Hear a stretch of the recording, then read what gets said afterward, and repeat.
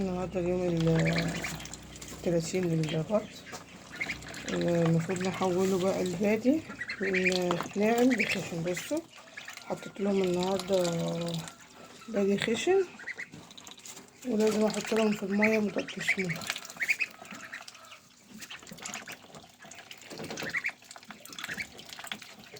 نحط مضاد سموم، هما حبه صغيرين طبعا.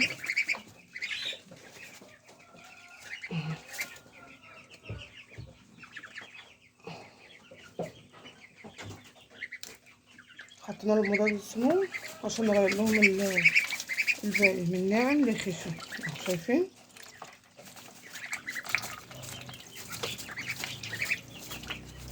هم عطشانين طبعا. قبل ما احط لهم الباقي احط لهم الميه عشان يشربوا، عشان ايه؟ مضاد السموم برضو. بصوا طبعا اليوم 30 عشان يعرفوا طبعا ياكلوا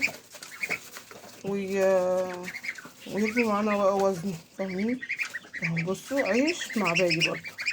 ولو عندي شيشه كبيره ممكن احط عادي، مفيش مشكله، بس انا دلوقتي حاليا ما عنديش، فحطيت لهم باقي خشن مع عيش.